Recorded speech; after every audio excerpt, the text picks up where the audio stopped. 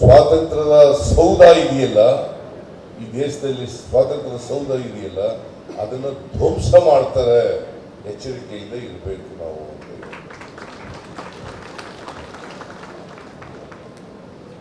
ಅವರೇ ಧ್ವಂಸ ಮಾಡಿಬಿಡ್ತಾರೆ.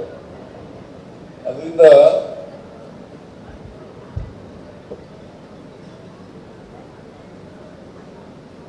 ಸ್ವಲ್ಪ ಹಿಂದಕ್ಕೆ ನಿಂತಿರ್ತೀನಿ. ಯಾಕೆ ಇದು ಮೈಕು ಕೋಆಪರೇಟ್ ಮಾಡ್ತಾ ಇಲ್ಲ.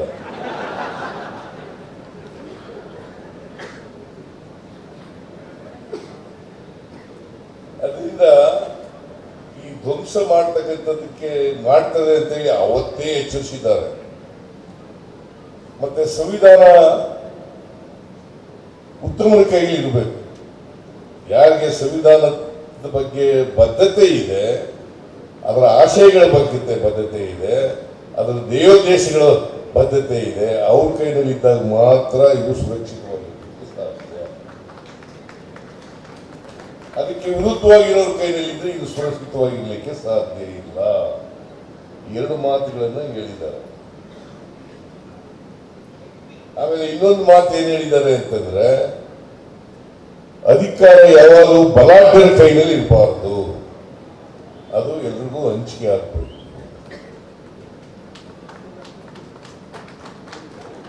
ನೋಡ, ಅದಕ್ಕೆ ನಾನು ಕೇಳಿದೆ, ಈಗ ವಿವೇಕ್ ರೆಡ್ಡಿ ಹೇಳ್ತಾ ಇದ್ದೀನಿ, ಸುಪ್ರೀಂ ಕೋರ್ಟ್ನಿಂದ ಆದೇಶ ಬಂದಿತ್ತು, ಮಹಿಳೆಯರಿಗೆ ಮೀಸಲಾತಿ ಇರಲಿಲ್ಲ, 30% ಮೀಸಲಾತಿ ಕೊಡಲೇಬೇಕು ಭಾರತ ದೇಶದಲ್ಲಿ ಅಂತ ಮಾಡಿದ್ರು. ಆಮೇಲೆ ಇಲ್ಲ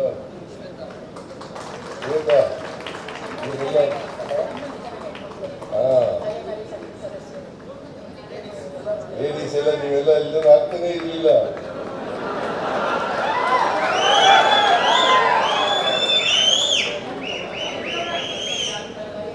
ನೋಡಿ, 12 ಜನ ಕಾರ್ಯಕಾರಿ ಸಮಿತಿ ಸದಸ್ಯರಿದ್ದಾರೆ.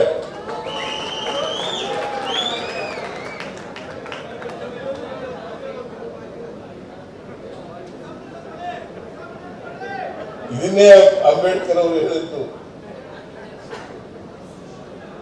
ಇದನ್ನೇ ಸುಪ್ರೀಂ ಕೋರ್ಟ್ ಹೇಳಿರೋದು.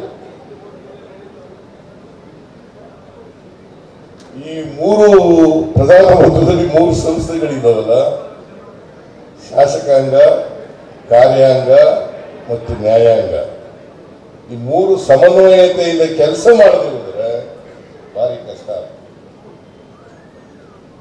ಅದಕ್ಕೆ ಸಮನ್ವಯತೆ ಇರಬೇಕು. ಆ ಸಮನ್ವಯತೆ ಇದ್ದಾಗ ಮಾತ್ರ ಸಮಾಜದಲ್ಲಿರ್ತಕ್ಕಂಥ ಸಮಸ್ಯೆಗಳನ್ನ ಬಗೆಹರಿಸಲಿಕ್ಕೆ ಸಾಧ್ಯ. ನಿಮ್ಮ ಜವಾಬ್ದಾರಿ ಹೆಚ್ಚಿದೆ, ವಕೀಲರುಗಳ ಜವಾಬ್ದಾರಿ ಹೆಚ್ಚಿದೆ. ಯಾಕಂದ್ರೆ ನೀವೆಲ್ಲ ಕಾನೂನು ಬಲ್ಲವರು. ನಾನು ಸ್ವಲ್ಪ ದಿನ ಲಾಯರ್ ಆಗಿದ್ದೆ, ಅಂದ್ರೆ ಬಹಳ ಸೀರಿಯಸ್ ಆಗಿ ಪ್ರಾಕ್ಟೀಸ್ ಮಾಡಲಿಲ್ಲ ನಾನು. ಅರ್ಧ ಕಾಲು ಲಾಯರ್ ಕೆಲಸ ಮಾಡ್ತಿದ್ದೆ, ಅರ್ಧ ಕಾಲು ರಾಜಕೀಯದಲ್ಲಿ ಇರ್ತಿದ್ದೆ. ಹಾಗಾಗಿ ಪೂರ್ಣ ರಾಜಕಾರಣ ಪೂರ್ಣ ಲಾಯರ್ ಕೆಲಸ ಮಾಡೋಕ್ಕಾಗಲಿಲ್ಲ.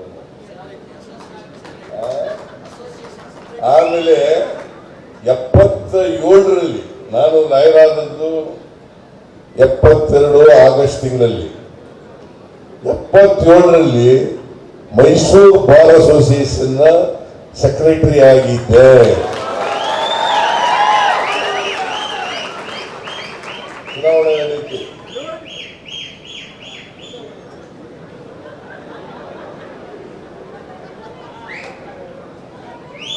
ಚುನಾವಣೆ ನಡೀತು.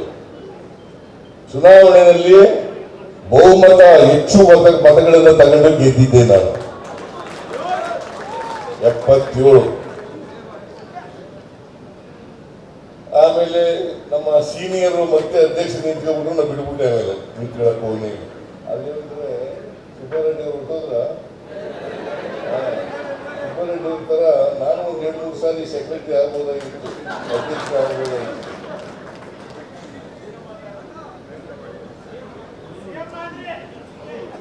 ಈಗ ಆಗಲ್ಲಪ್ಪ, ಈಗ ಆಗ್ಬೇಕು. ಈಗ ನನಗೆಷ್ಟು ವಯಸ್ಸು ಗೊತ್ತಾ? ಈಗ 78 ವರ್ಷಗಳು. ಆದ್ರೆ ಇನ್ನೂ ಗಟ್ಟಿಯಾಗಿದ್ದೀನಿ.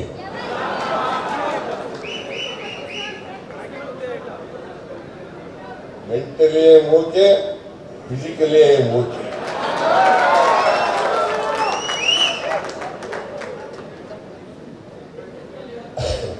ಆದ್ರಿಂದ ನೀವೆಲ್ಲ ಯಾರು ಅನ್ಯಾಯಕ್ಕೆ ಒಳಗಾಗಿದ್ದಾರೆ ಅವ್ರಿಗೆ ನ್ಯಾಯ ಕೊಡಿಸ್ತಕ್ಕಂಥ ಕೆಲಸವನ್ನ ಮಾಡಬೇಕು.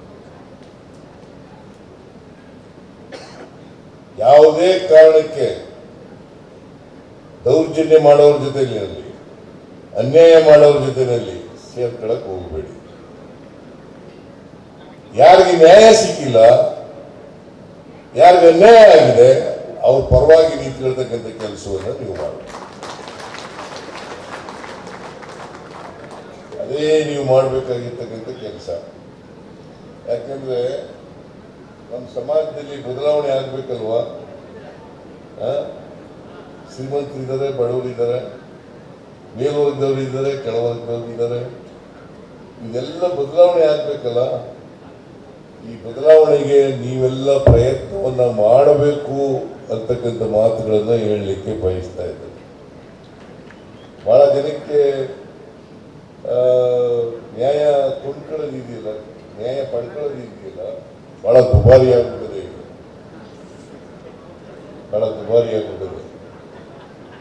ಅನೇಕ ಜನ ಪಾಪ ನ್ಯಾಯ ಪಡ್ಕೊಳ್ಳಲಿಕ್ಕೆ ಸಾಧ್ಯ ಆಗಲಿ, ದುಡ್ಡಿಲ್ಲದೆ ನ್ಯಾಯ ಪಡ್ಕೊಳ್ಳಕ್ ಆಗೋದಿಲ್ಲ. ಅಂಥವ್ರಿಗೆಲ್ಲ ಅನ್ಯಾಯ ಆಗ್ಬಿಡ್ತದೆ. ಅದಕ್ಕೋಸ್ಕರ ನೀವು ಅವ್ರಿಗೆ ಯಾರಿಗೂ ಅನ್ಯಾಯ ಆಗದ ರೀತಿಯಲ್ಲಿ ನೋಡ್ಕೊಳ್ತಕ್ಕಂಥ ಕೆಲಸವನ್ನ ಮಾಡಬೇಕು. ಈಗ ದುಡ್ಡು ಮಾಡೋದೇ ಒಂದು ವೃತ್ತಿಗೆ, ನಿಮ್ಮ ವೃತ್ತಿ ಉದ್ದೇಶ ಅಲ್ಲ. ನ್ಯಾಯ ಕೊಡಿಸೋದು ಕೂಡ ಉದ್ದೇಶ ಆಗಬೇಕು. ಆಮೇಲೆ ತ್ವರಿತವಾಗಿ ನ್ಯಾಯ ಸಿಕ್ಕ ರೀತಿಯಲ್ಲಿ ಮಾಡಬೇಕು. Justice delayed, justice denied, justice delayed, justice denied. ಇದು ನಿಮ್ಮ ದಿನನಿತ್ಯದ ಮಂತ್ರ. ವಕೀಲರುಗಳು ಮನಸ್ಸು ಮಾಡಿದ್ರೆ ಡಿಲೇ ಆಗೋದನ್ನ ತಪ್ಪಿಸ್ಲಿಕ್ಕೆ ಸಾಧ್ಯ ಆಗ್ತದೆ. ನಮ್ಮಲ್ಲಿ ಒಬ್ರು ಲಾಯರ್ ಇದ್ರು, ಜನ ಲಾಯರ್ ಸೀನಿಯರ್. ನಮ್ಮ ಚಿಕ್ಕೋರೈನವರು ನಮ್ಮ ಸೀನಿಯರ್. ಅವರು ಯಾವ ಅಪೀಲ್ ನಲ್ಲಿ ಅಥವಾ ಕೇಸ್ ನಲ್ಲಿ ಸತ್ವ ಇರಲ್ಲ, ಸತ್ಯ ಇರಲ್ಲ, ಸರಿಯಾದ ರೀತಿಯಲ್ಲಿ ಸಾಕ್ಷ್ಯಾಧಾರಗಳಿರಲ್ಲ, ಅಂತ ಕೇಸ್ಗಳನ್ನ ಅವ್ರು ಕೊಟ್ಟು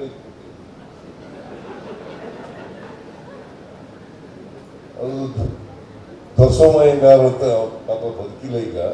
ದೊಸಮಯ್ಯಂಗಾರ್ ಅಂತ, ಕೇಶವಯ್ಯಂಗಾರ್ ಅಂತ ಅವರು ಕಳಿಸ್ಬಿಡೋದು.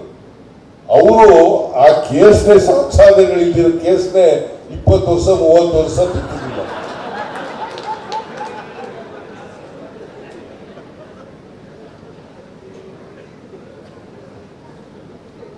ಒಂದು ಅರ್ಜಿ ಹಾಕೋದು, ಐಎ ಹಾಕೋದು, ಐಎ ಮೇಲೆ ಆರ್ಡರ್ಸ್ ಆಗುತ್ತೆ, ಅದನ್ನ ಡಿಸ್ಟ್ರಿಕ್ಟ್ ಕೋರ್ಟ್ ತಗೊಂಡು ಹೋಗೋದು, ಡಿಸ್ಟ್ರಿಕ್ಟ್ ಕೋರ್ಟ್ ಇಂದ ಹೈಕೋರ್ಟ್ ತಗೊಂಡು ಹೋಗೋದು, ಪುನಃ ರಿಮ್ಯಾಂಡ್ ಆಗುತ್ತೆ. ಇಡಲೇಬಾರ್ದು, ಈ ತರ ಆಗ್ಬಾರ್ದು ಅಲ್ವಾ?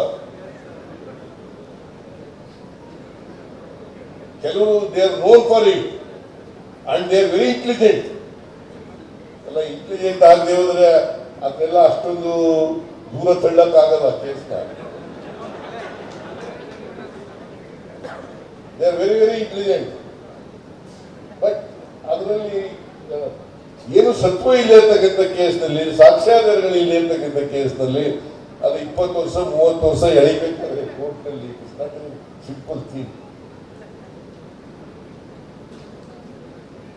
ಸೊ ಆ ಥರ ಆಗಬಾರ್ದು ಅಂತ ಹೇಳಿ ನಾನು ನಿಮ್ಮಲ್ಲಿ ಕಳಕಳಿಯ ಮನವಿಯನ್ನು ಮಾಡಲಿಕ್ಕೆ ಬಯಸ್ತಾ ಇದ್ದೇನೆ. ಸಾಧ್ಯವಾದ ಮಟ್ಟಿಗೆ ಯಾರು ಅಶಕ್ತ ಜನರಿದ್ದಾರೆ ಸಮಾಜದಲ್ಲಿ, ಆ ಅಶಕ್ತ ಜನರಿಗೆ ನ್ಯಾಯ ಕೊಡಿಸ್ತಕ್ಕಂಥ ಪ್ರಯತ್ನವನ್ನು ಮಾಡಿ. ನಾ ಏನು ಲಾಯಕ್ ಕೆಲಸದಲ್ಲಿ ಏನು ಸಂಪಾದನೆ ಮಾಡಲಿಲ್ಲ, ಅವತ್ತು ಖರ್ಚು ಮಾಡ್ಕೊಂಡ್ಬಿಡ್ತಿದ್ದೆ ನಾನು. ನಾಳೆ ಏನ್ ಮಾಡ್ಬೇಕು ಅಂತ ಯೋಚನೆ ಮಾಡ್ತಿರ್ಲಿಲ್ಲ. ನಾಳೆ ಏನಪ್ಪ ನನಗೆ ಬ್ರೇಕ್ಫಾಸ್ಟ್ ದುಡ್ಡಿದೆಯಾ, ತಿಂಡಿ ಊಟ ದುಡ್ಡಿದೆಯಾ ಅಂತ ಯೋಚನೆ ಮಾಡ್ತಿರ್ಲಿಲ್ಲ. ಇವತ್ತು ಮುಗಿದೋದ್ರು ಸಾಕು ಅಂತ ಮಾಡ್ತಿದ್ದಾರೆ. ಹಾಗೆ ನೀವು ಹಂಗೆಲ್ಲ ಮಾಡಿ ಅಂತ ಹೇಳಲ್ಲ ನಾನು.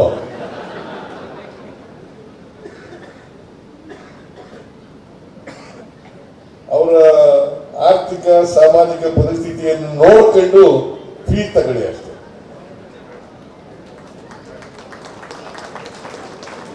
ಅವರ ಆರ್ಥಿಕ ಸಾಮಾಜಿಕ ಪರಿಸ್ಥಿತಿ ಮತ್ತು ನ್ಯಾಯ ಇದ್ರೆ ಅವರಿಗೆ ನ್ಯಾಯ ಕೊಡಿಸ್ತಕ್ಕಂಥ ಪ್ರಯತ್ನವನ್ನ ಮಾಡಲೇಬೇಕು. ಅದನ್ನು ಮಾಡ್ತೀವಿ ಅಂತಕ್ಕಂಥ ನಂಬಿಕೆ. ಇದು ಒಂದು ಏಷ್ಯಾದಲ್ಲೇ ದೊಡ್ಡ ಬಾರ್ ಅಸೋಸಿಯೇಷನ್. ಏಷ್ಯಾ ಖಂಡದಲ್ಲಿ 25,000 ಜನ ಅಡ್ವೊಕೇಟ್ಸ್ ಇದ್ದಾರೆ.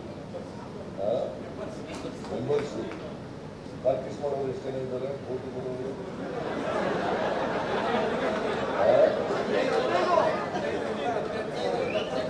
20,000 ಜನ. Again, it is not a small thing. It's a very big association.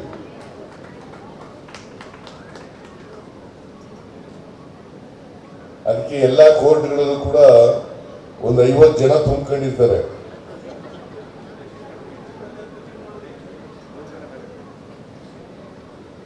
ಎಲ್ರಿಗೂ ಪ್ರಾಕ್ಟೀಸ್ ಸಿಗ್ತದೋ ಇಲ್ಲೋ ಗೊತ್ತಿಲ್ಲ ನನಗೆ.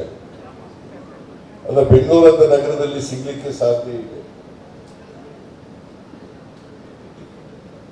ಆದರೆ ನೀವು ಪ್ರಾಕ್ಟೀಸ್ ಮಾಡಿ. ಈಗ ಮಹಾತ್ಮ ಗಾಂಧೀಜಿಯವರು, ಅಂಬೇಡ್ಕರ್ ಅವರು, ಇವರೆಲ್ಲ ವಕೀಲರಾಗಿದ್ದವ್ರೆ. ನಮ್ಮ ಚಿಕ್ಕೋರೇನವರು ನಮಗೆ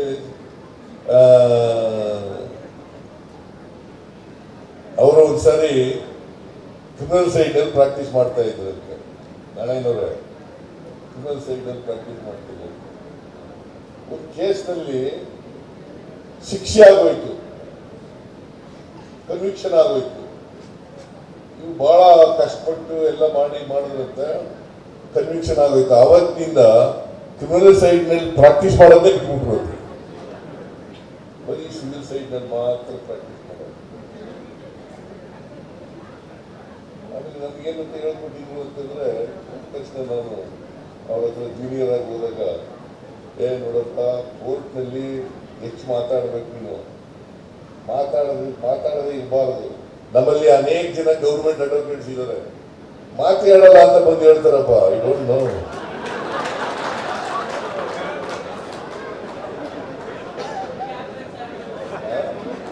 ಏನ್ರಿ ಚಂದ್ರಮೌಳಿ,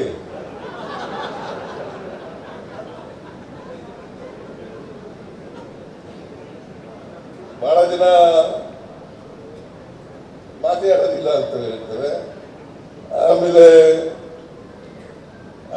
ಗೊತ್ತಿಲ್ಲ ನನಗೆ, ಹಂಗಾಗಬಾರ್ದು ಅಷ್ಟೇ. ನೀವು ನಿಮ್ಮ ಕೇಸನ್ನು ಚೆನ್ನಾಗಿ ಓದ್ಕೊಳ್ಬೇಕು ಮತ್ತು ಸರಿಯಾದ ರೀತಿಯಲ್ಲಿ ಜಡ್ಜಿ ಮುಂದೆ ನಿಮ್ಮ ಆರ್ಗ್ಯುಮೆಂಟನ್ನು ಇಡಬೇಕು. ನಿಮ್ಮ ಕಕ್ಷಿಗಾರರ ಹಕ್ಕನ್ನು ರಕ್ಷಣೆ ಮಾಡ್ತಕ್ಕಂಥ ಕೆಲಸವನ್ನು ಮಾಡಿ.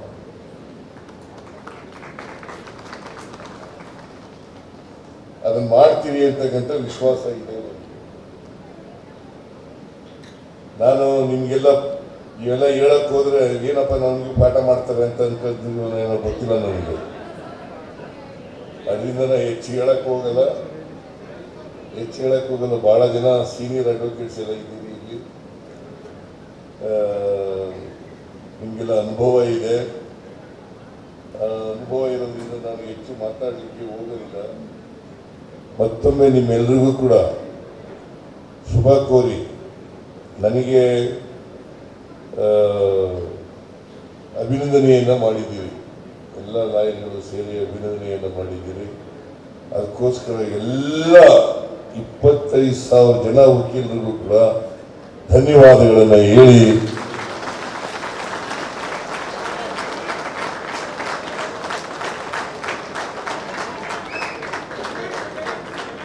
ಆಮೇಲೆ ಕೆಲವು ಬೇಡಿಕೆಗಳನ್ನು ಇಟ್ಟಿದ್ದಾರೆ.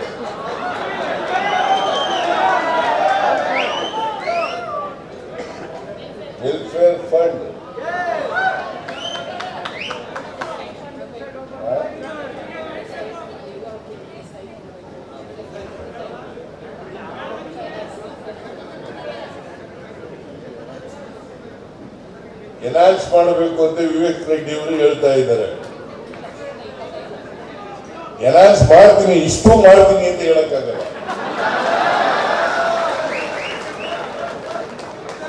ಎನ್ಹಾನ್ಸ್ ಮಾಡ, ಇಷ್ಟೇ ಮಾಡ್ಕೊಡ್ತೀನಿ, ನೀವು ಕೇಳಿದಷ್ಟೇ ಮಾಡ್ಕೊಡ್ತೀನಿ ಅಂತ ಹೇಳಕ್ಕಾಗಲ್ಲ. ಬಟ್ ಎಚ್ಚೆತ್ತು ಮಾಡ್ತೀವಿ.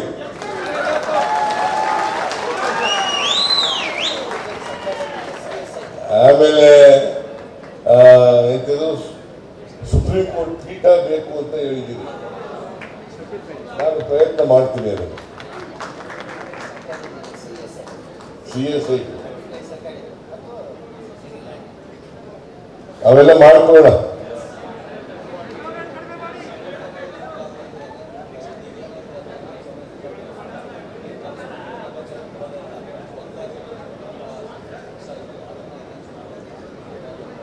ಅದು ಮಾಡ್ಕೊಳ್ಳೋಣ.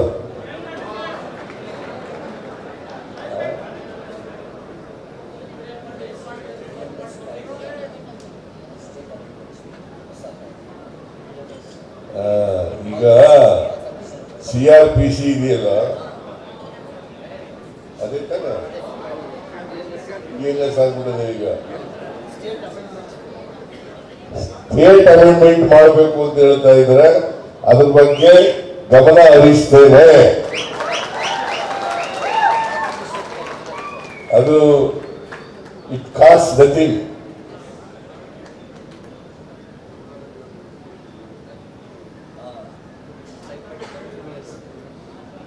ಅಷ್ಟೇ.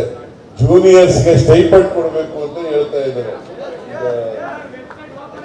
ಶ್ವೇತಾ ಅದನ್ನೇ ಹೇಳ್ತಾ ಇರೋದು ಹಿಂದ್ಗಡೆ. ಸೊ ಅದ್ರ ಬಗ್ಗೆನೂ ಕೂಡ ನಮ್ಮ ಸರ್ಕಾರ ಗಮನ ಹರಿಸ್ತದೆ ಅಂತಕ್ಕಂಥ ಮಾತುಗಳನ್ನ ಹೇಳಿ, ನೀವು ಏನೇನು ಬೇಡಿಕೆಗಳು ಇಟ್ಟಿದ್ದೀರಿ ಅವೆಲ್ಲವೂ ಕೂಡ ನಾವು ಪಾಸಿಟಿವ್ ಮೈಂಡಿಂದ ಪರಿಶೀಲನೆ ಮಾಡ್ತೇವೆ.